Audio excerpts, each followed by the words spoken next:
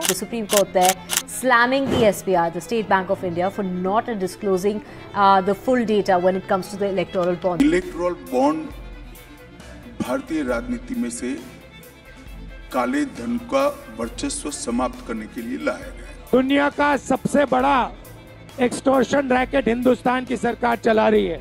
ADR नाम की एक एनजीओ ने सुप्रीम कोर्ट में जाके कहा कि राइट टू नो हमारा फंडामेंटल राइट है आर्टिकल 19.1A के तहत। देश के दो विपक्षी पार्टी जो हमेशा एक दूसरे के खिलाफ बात करते हैं, वो एक विशेष मामले में एक साथ जुड़ जाते हैं। अब आपको पता चल गया है कि इलेक्टोरल बॉन्ड से पहले पॉलिटिकल फंडिंग कैसे होती थी। अगर आपने इन वीडियोस को मिस कर दिया है तो आई बटन पर क्लिक करें और इन्हें जरूर देखें। तो चलिए 2017 में आते हैं, जहां इलेक्टोरल बॉन्ड्स का मुद्दा शुरू होता है। ब्लैक मनी और कैश के खिलाफ लड़ाई में ex finance minister late Arun Jaitley ने पार्लियामेंट में एक बिल लाया। उन्होंने अपने बयान में कहा कि 70 साल के बाद भी पॉलिटिकल फंडिंग का ट्रांसपेरेंट तरीका नहीं मिला है। नॉन ट्रांसपेरेंसी, अनअकाउंटेबिलिटी और ब्लैक मनी को खत्म करने के लिए हमने एक महत्वपूर्ण सुधार लाया है, जो कि इलेक्टोरल बॉन्ड कहलाता है। ये राजनीति की फंडिंग में ट्रांसपेरेंसी के साथ डील करता है।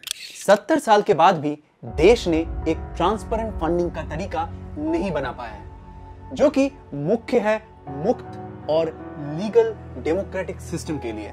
It deals with transparency in political funding. Even 70 years after independence, the country has not been able to evolve a transparent method of funding political parties, which is vital to the system of free and fair election. सब लोग बहुत खुश थे क्योंकि सब सोचते थे transparency लाई गई है, कैश और ब्लैक मनी का खेल खत्म हो जाएगा, क्योंकि सरकार ने पहली चीज जो कही थी वो था एग्जिस्टिंग फंड लिमिट को डिस्क्लोज किए बिना, जो अभी लिमिट है 20,000, उसे कम करके 2,000 कर दिया जाएगा ताकि ब्लैक मनी कम हो सके। दूसरी बात, उन्होंने इलेक्टोरल बॉन्ड्स लॉन्च किए ऑफ 1000, 10,000, 1 लाख, 10 लाख एंड 1 करोड़। ये इलेक्टोरल बॉन्ड्स ऐसे दिखते हैं। इसमें लिखा होता है अगर आप किसी राजनीतिक पार्टी को डोनेट करना चाहते हैं तो आप एसबीआई ब्रांच पर जाकर ये बॉन्ड खरीद सकते हैं, लेकिन आप किसी भी ब्रांच पर जाके ये नहीं कर सकते थे। एसबीआई ने 29 ब्रांचेस को ये जिम्मेदारी दी थी कि सिर्फ वो देश में ये काम कर सके। वहां आप इलेक्टोरल बॉन्ड्स खरीद सकते हैं और ये नहीं है कि आप किसी भी दिन जाके इन ब्रांचेस में इलेक्टोरल बॉन्ड्स खरीद सकते हैं। कुछ तारीख तय की गई थी इसके लिए, जैसे 1 से 10 जनवरी, अप्रैल, जुलाई और अक्टूबर। कोई भी इलेक्टोरल बॉन्ड खरीद सकता है और अगर चुनाव है तो ये विंडो को 15 से 30 दिन के लिए सेंट्रल गवर्नमेंट द्वारा खोला जा सकता था। इसके अलावा इसे नहीं खरीदा जा सकता था। और जब भी आप इलेक्टोरल बॉन्ड खरीदने जाते हैं, अगर आपके पास एसबीआई का अकाउंट है तो ठीक है, आपके डिटेल्स पहले से ही एसबीआई के सिस्टम में होंगे। अगर आपके पास एसबीआई का अकाउंट नहीं है तो इस मामले में आपको अपना केवाईसी करवाना पड़ेगा एसबीआई के साथ, जिसमें आपको अपना नाम, एड्रेस और पैन कार्ड का डिटेल्स शेयर करना पड़ेगा। आपको प्रूफ के तौर पर ये सारे डॉक्यूमेंट्स देने पड़ेंगे। आपको वहां एक ऐसा फॉर्म मिलता है जिसमें आपको सारी डिटेल्स भरनी होती है और फिर आप ये इलेक्टोरल बॉन्ड खरीद सकते हैं। आपने बॉन्ड तो खरीद लिया, लेकिन आप इसे किसी भी राजनीतिक पार्टी को नहीं दे सकते। इसमें भी एक नियम था। आप पैसे सिर्फ उन राजनीतिक पार्टी को दे सकते हैं जो the representation of people's act 1951 के सेक्शन 29A के अंतर्गत दर्ज किए गए हैं और पिछले जनरल इलेक्शन में 1% से अधिक मात्रा में वोट उन्हें मिला है। तो आप सिर्फ उन राजनीतिक पार्टीज को इलेक्टोरल बॉन्ड दे सकते थे। जब आप एसबीआई से बॉन्ड खरीदते हैं और अपनी पसंद की राजनीतिक पार्टी को देते हैं तो ये एसबीआई के ब्रांच में जाता है। एसबीआई धन को उस पार्टी के प्रीडिफाइंड अकाउंट में ट्रांसफर कर देती है। ये मतलब है कि एसबीआई को पता है कि कौन बॉन्ड खरीद रहा है और कितनी राशि का खरीद रहा है, लेकिन एसबीआई के अलावा कोई और नहीं जान सकता है कि किसने बॉन्ड को खरीदा और किस राजनीतिक पार्टी को दिया है। और कहा जाता है कि राजनीतिक पार्टीज को भी नहीं पता चलेगा कि किसने इलेक्टोरल बॉन्ड दिया है। एसबीआई आरटीआई के अंतर्गत भी नहीं आता है। इसीलिए आम लोग आरटीआई फाइल करके इसके बारे में पता नहीं कर सकते थे। इलेक्टोरल बॉन्ड्स पर कोई नाम नहीं होगा, ये एक बियरर इंस्ट्रूमेंट के रूप में काम करेगा। इसका मतलब है जो भी ये बॉन्ड प्राप्त करेगा वो उसका मालिक होगा। जैसे चेक या डीडी में नाम मेंशन होता है तो यहां पे वैसा नहीं होता है, ये करेंसी की तरह काम करेगा। चलिए मान लीजिए आपको राह चलते एक 100 रुपए का नोट मिल गया है, तो आप क्या समझते हैं वो आपका हो जाता है। उसी तरह से ये बॉन्ड भी काम करेगा, जो भी इसे प्राप्त करता है ये उसका हो जाता है। मान लीजिए आपने एक बॉन्ड खरीदा और आप चाहते हैं कि ये बॉन्ड आप बीजेपी के ऑफिस में जाके जमा करें, और रास्ते में कोई इसे छीन लेता है और वो जाके कांग्रेस के ऑफिस में डाल देता है, तो ये पैसा सीधा कांग्रेस के पास चला जाएगा। तो पूरा ये इलेक्टोरल बॉन्ड्स करेंसी की तरह काम करेगा। सिर्फ नेता ही इस करेंसी को चला सकते हैं। जिस दिन आप ये इलेक्टोरल बॉन्ड खरीदते हैं उस पर्टिकुलर डेट से 15 दिन के भीतर आपको अपने पसंदीदा पार्टी को इसे डोनेट कर देना है। अगर आप 15 दिन के भीतर ये नहीं कर पाते हैं तो पैसा ना तो राजनीतिक पार्टी तक पहुंचेगा और ना ही आपको रिफंड मिलेगा। ये इलेक्टोरल बॉन्ड बेकार हो जाएंगे और पैसा प्रधानमंत्री राहत कोष में चला जाएगा। अब तक 146 ऐसे इलेक्टोरल बॉन्ड्स हैं जो 15 दिन से ज्यादा का समय गुजर चुके हैं, जिनमें से 20 करोड़ से ज्यादा की राशि है वो पीएम केयर फंड में भेज दी गई है, और जो भी ये बॉन्ड खरीदता है उसको कोई भी टैक्स नहीं देना पड़ता है। जिस राजनीतिक पार्टी को ये बॉन्ड मिलता है वो भी टैक्स नहीं देगी।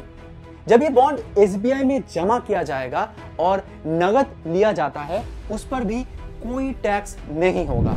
लेकिन जो इलेक्टोरल बॉन्ड्स बनाए गए थे उनका ऑपरेशन, सुरक्षा का ध्यान रखा जाना, छपाई, ये सब पैसा कहां से आएगा? वो सारा पैसा आम लोगों के टैक्स से जाएगा। सरकार ने इसके ऑपरेशंस के लिए पहले से ही 8 करोड़ से ज्यादा दिए हैं। इसकी प्रिंटिंग को security printing and minting corporation of India limited ने किया था। तो इसकी छपाई के लिए सरकार ने कंपनी को 1 करोड़ 90 लाख दिया है आज तक। ये था इलेक्ट्रॉन बॉन्ड के बारे में सब कुछ। ये कैसे इस्तेमाल होता है और ये कौन सा प्रोसेस होता है। अब चलिए बात करते हैं यहाँ से विवाद कहां से उठ जाता है। और उस दिन जब ये बॉन्ड इंट्रोड्यूस हुआ था तब से विवाद शुरू हो गया है।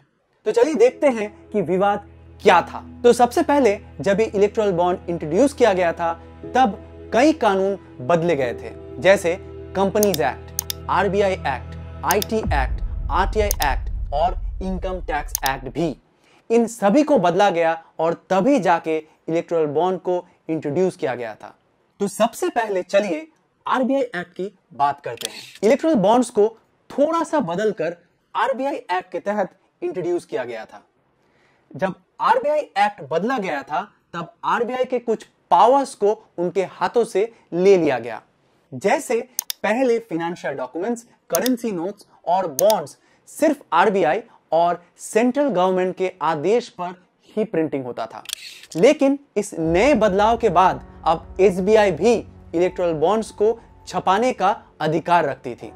इससे आरबीआई को बिल्कुल खुशी नहीं हुई और आरबीआई एक्ट मनी बिल के बाहर है।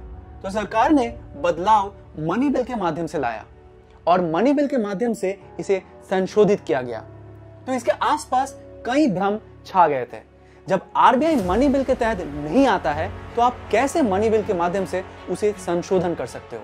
ऑपोजिशन ने यह भी इल्जाम लगाया था कि ये जानकर लाया गया था, क्योंकि नियमों के अनुसार अगर ये मनी बिल के माध्यम से लाया जाता है तो राज्यसभा की मंजूरी की जरूरत नहीं होती है और उस समय सरकार का राज्यसभा में उतनी मजबूती नहीं थी। इसीलिए जो रिजेक्शन का डर था उसको खत्म कर दिया और जैसा कि ऑपोजिशन ने कहा वैसा ही हुआ। दूसरी बात, कंपनीज एक्ट को बदला गया।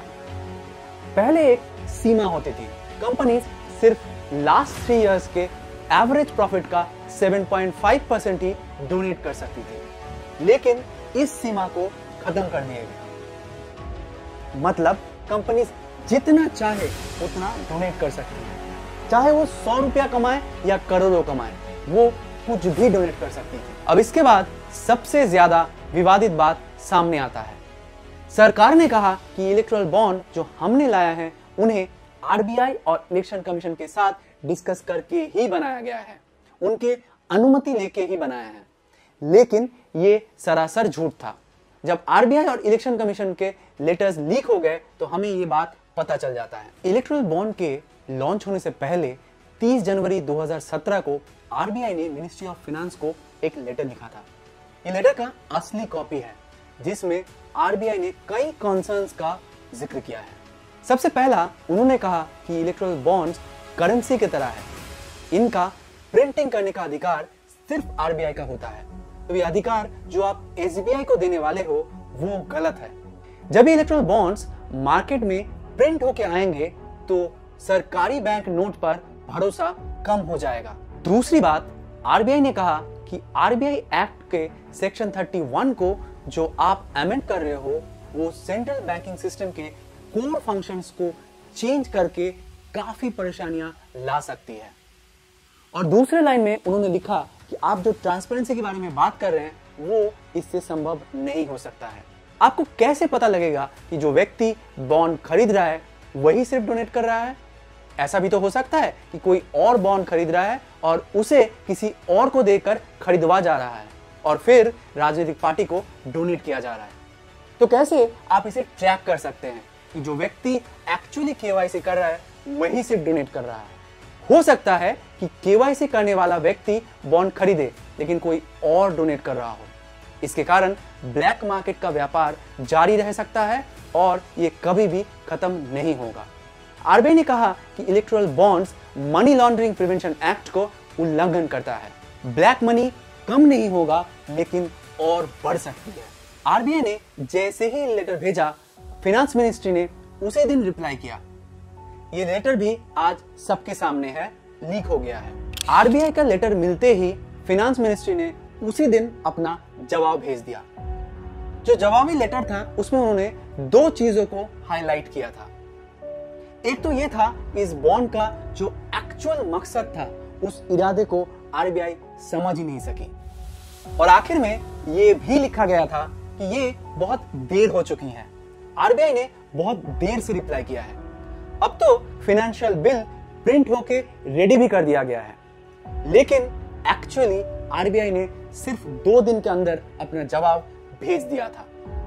तो ये आरबीआई का एक्चुअल पॉइंट ऑफ व्यू था। उसके बाद मामला आता है इलेक्शन कमीशन का।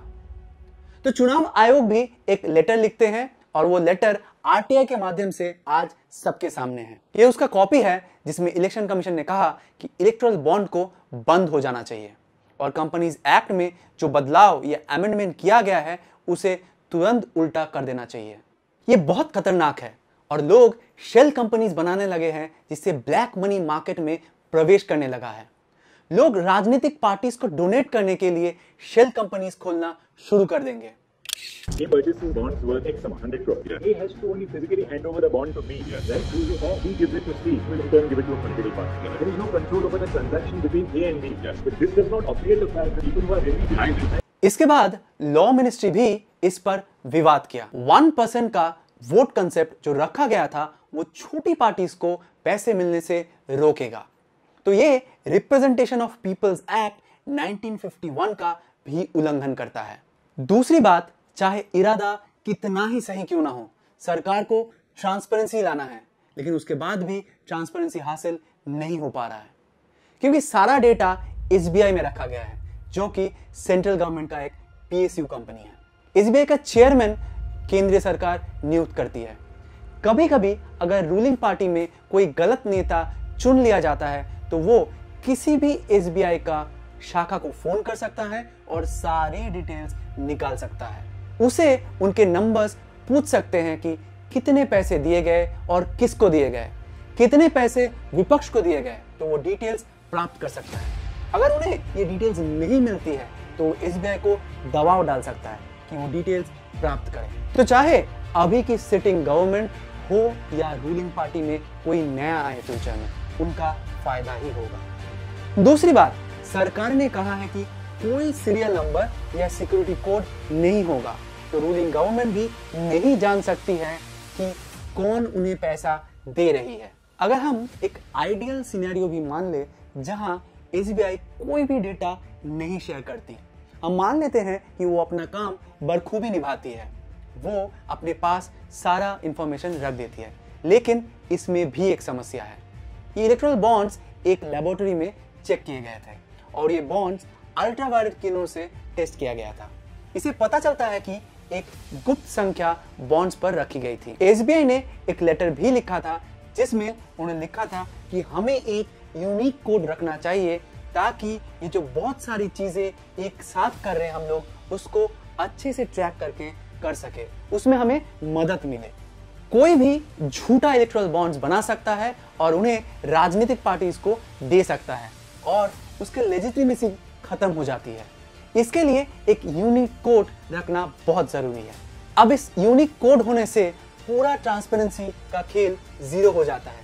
कोई भी बॉन्ड खरीद सकता है और कंपनीज और राजनीतिक पार्टीज आपस में नंबर्स के माध्यम से ये बात कर सकते हैं कि किसने कौन सा खरीदा। कोई भी व्यक्ति या संस्था ये कह सकता है कि मैंने इस नंबर का बॉन्ड खरीदा है और आप एसबीआई से डेटा ले सकते हैं। आने वाले वक्त में अगर उन्हें अपने अनुकूल कोई नियम बनाने हैं या उन्हें कोई लाइसेंस चाहिए हो या कोई सरकारी जमीन चाहिए या सरकारी बैंक से लोन लेना होता है और देश से भाग जाने के लिए, तो ये सब कुछ हो सकता है। इसलिए कहा गया है कि इलेक्टोरल ट्रस्ट इससे बहुत बेहतर था। कम से कम आपको 20,000 से ज्यादा डोनेट करने वाले लोगों के नाम मिल जाते थे, लेकिन इससे चाहे कोई 100 करोड़ या 1000 करोड़ भी दे दे, नाम छुपा ही रहता है। इससे रूलिंग गवर्नमेंट को फायदा होता है। इसे लाने से पहले मौजूदा समस्या की समाधान नहीं हुई है। पहले रूलिंग गवर्नमेंट को ज्यादा पैसे मिलते थे और अब भी रूलिंग गवर्नमेंट को ही ज्यादा पैसा मिल रही है। तो जब वो मैदान में आते हैं तो रूलिंग गवर्नमेंट के पास इतना पैसा होता है कि कोई भी दूसरा पार्टी उनसे मुकाबला नहीं कर पाती है। तो फेयर गेम कैसे हो रहा है? तो ये रही वो रीजंस जिनके वजह से आम जनता सवाल उठा रही है और सरकार को दोषी घोषित कर रही है। सरकार को इस्तीफा देना चाहिए। दबाव तो इतना बढ़ गया है कि जैसे 2008 में जब विकीलीक्स ने 500 मिलियन की खबर लीक की थी, तब भी विपक्ष ने आवाज उठाई थी कि ये गलत है, प्रधानमंत्री को इस्तीफा देना चाहिए और ये सरकार खरीदी गई है। लेकिन आखिर इलेक्ट्रल बॉन्ड्स केस में सब कुछ अंत में कैसे पहुंचा और लोग इसे क्यों ये कह रहे हैं कि ये सबसे बड़ा घोटाला है? अगले वीडियो में जरूर जानेंगे इसके बारे में। Thank you.